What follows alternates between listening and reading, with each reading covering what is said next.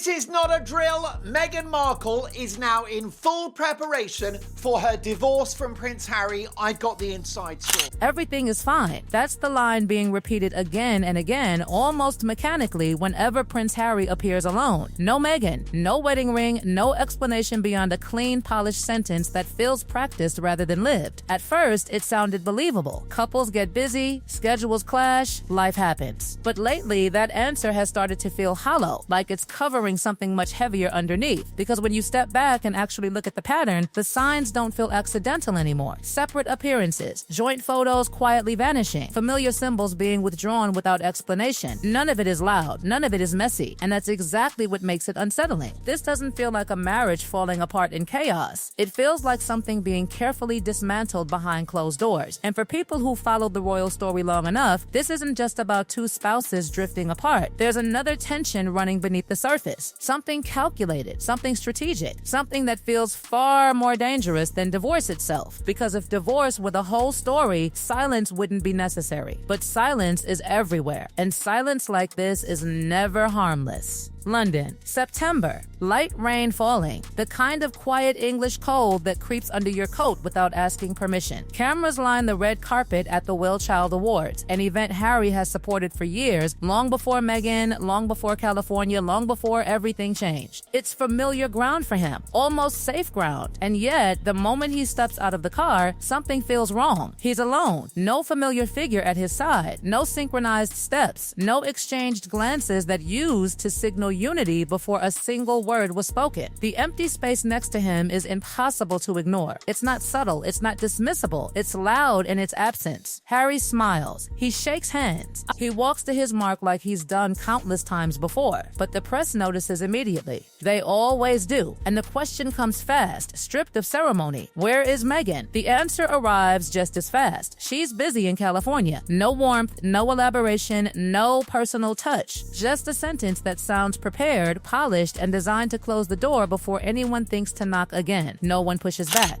They nod, they move on. But mentally, a red flag is planted because Will Child isn't just another appearance. It's one of the very few connections Harry has kept to his former life. A place where he appears not as a rebel, not as a Netflix producer, not as a controversial figure, but simply as himself. And for years, Meghan was always there. Not out of obligation, but because the image demanded it. This time, she isn't. Then the camera catches something else. Something small, but devastating in its symbolism. Harry's left hand.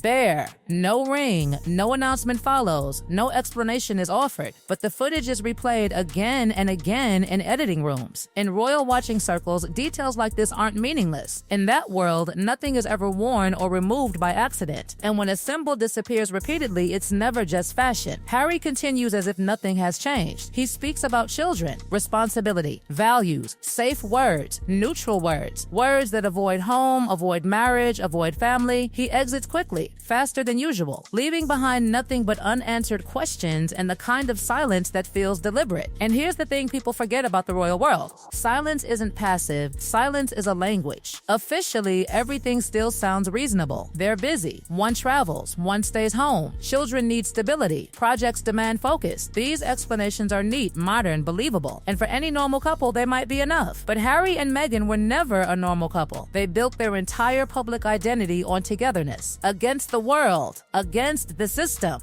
against the press. Every appearance was designed to reinforce unity. So when that unity disappears quietly, piece by piece, it doesn't read as coincidence. It reads as strategy. Throughout the year, the separation hasn't been dramatic. It's been surgical. Harry moves through conferences and charity events alone, speaking the language of duty and responsibility. Familiar words, almost royal words. Meghan, meanwhile, exists in a completely different media universe. Lifestyle, branding, products, California sunshine, interviews that focus on balance, independence, and personal growth. Two lives unfolding side by side, but no longer intersecting. At the World Snow Polo Championship in Aspen, Harry appears relaxed, social, surrounded by friends. Meghan stays back in Montecito with the children, her presence reduced to light social media gestures. Enough to avoid headlines, not enough to suggest partnership. Even Invictus, once their shared stage, now belongs mostly to him. She leaves early. He stays behind. The pattern repeats. Meanwhile, Meghan's world grows louder. Her brand expands. Articles praise her lifestyle empire. Netflix projects push forward. Her name stands alone more often than not. And when she speaks publicly, Harry's name barely surfaces. This isn't loud conflict. This is two people slowly removing each other from their narratives. And here's where logic steps in. Power couples don't do this by accident. Even when they're strained, even when they're distant, they still perform the basics. A photo, a mention, a symbolic appearance, something to stabilize the image. Harry and Meghan don't. Joint photos have become almost forbidden. Family imagery has vanished. The Sussex story, once pushed relentlessly, is now fragmented into two separate campaigns. Look closer at Arcuel, once the symbol of their unity. On paper, it still exists as a shared entity, but behind the scenes, the division is clear. Harry handles legacy-driven causes. Meghan focuses on lifestyle content. No shared brainstorming, no joint behind-the-scenes moments, no visible collaboration. There are partners in name, strangers in execution. And this raises the most alarming question of all. If this were just brand strategy, why erase the family story completely? Why remove the very element that once justified everything? Because erasure often precedes separation. But if Harry is truly preparing to leave, the irony is brutal. He's not stepping into freedom. He's stepping into risk, immense risk. Divorce doesn't favor him, not legally, not financially, not geographically. The children live in California. Their lives are rooted there. Courts prioritize continuity, stability. Meghan controls the environment, the income streams, the narrative. Harry has symbolism, legacy, emotional capital, but courts don't rule on symbolism. And that's what makes this entire situation so dangerous. Because Harry isn't naive. He knows what he could lose. And yet, he continues down this path, which means something else is driving him.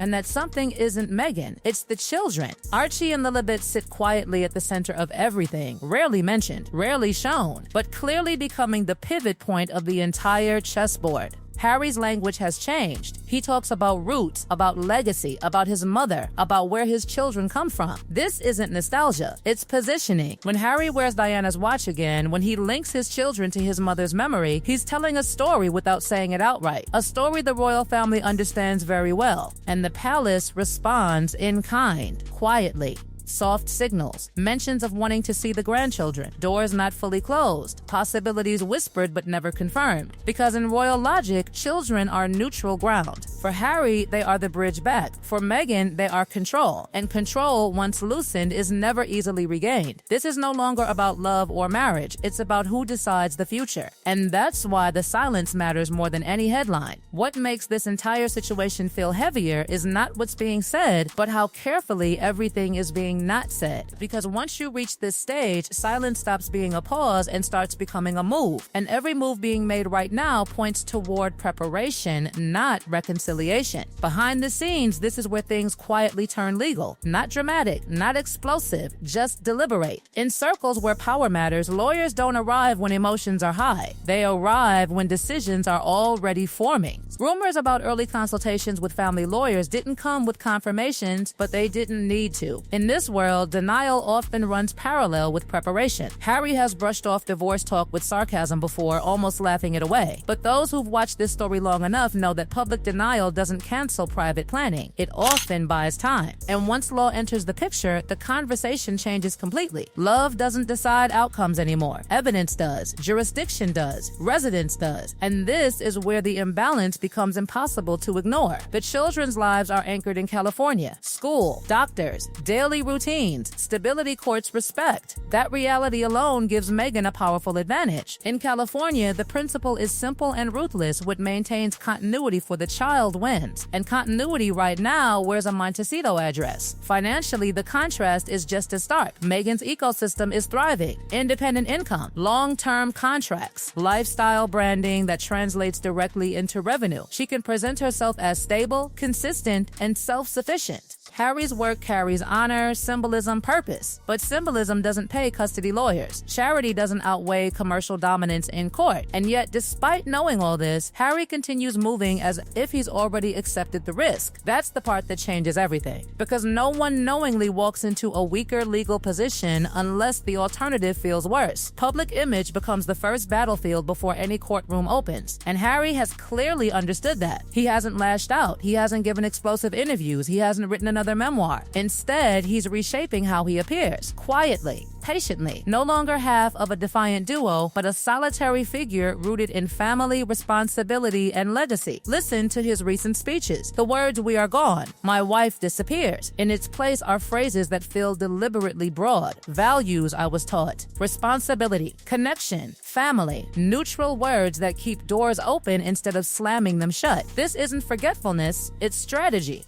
Then there are the symbols. In royal language, symbols speak louder than statements. Diana's watch reappears, not casually, not randomly. It's worn during moments that matter. It ties Harry back to a narrative the public already understands and sympathizes with. A son shaped by loss, a father wanting to protect the next generation. It's an emotional through line that doesn't include Meghan, and that's the point. At the same time, another symbol vanishes. The wedding ring, not once, not accidentally, but consistently enough that it becomes a pattern. In Hollywood, that might mean nothing. In royal optics, it's a message. And messages like that are never sent without intention. British media notices. The tone shifts. The rebel prince narrative softens. Words like mature, reflective, grounded begin to appear. Meetings with King Charles are described with care. Not warm, not cold, just possible. And in royal terms, possibility is everything. This is how bridges are rebuilt without announcing construction. And if a separation does become official, it won't look like chaos. There will be no screaming headlines at first, no explosive confessions. Instead, a short, sterile statement will appear, carefully worded, mutually respectful, focused on children and individual paths. A sentence so clean it almost feels empty. The kind of announcement designed not to invite questions, but to shut them down. Harry will continue what he's already doing. More time in the UK, more family-centered appearances, more legacy language, not declaring a return, just behaving as if the connection never truly broke. The media will do the rest. They always do. Meghan's path will be just as controlled. No public anger, no direct rebuttals, just warmth, projects, carefully curated glimpses of stability and independence. A narrative where she doesn't lose anything, she simply moves forward. 2 campaigns, 2 realities, no overlap. And that's what makes this silence so revealing. Because marriages don't end the moment papers are signed. They end when the shared story stops being told. When 2 people no longer appear in the same future, even when they technically still share the present. Right now, everything points to a decision that may already exist privately, even if it hasn't been announced publicly. Silence isn't waiting. Silence is shaping perception. Silence is preparing ground. So the real question isn't whether divorce will happen. The real question is whether what we're watching is the aftermath of a choice already made or the final stretch before it becomes unavoidable. Because when silence lasts this long, it stops being neutral. It becomes the loudest statement of all. The loudest statement of all. The loudest statement of all. The loudest...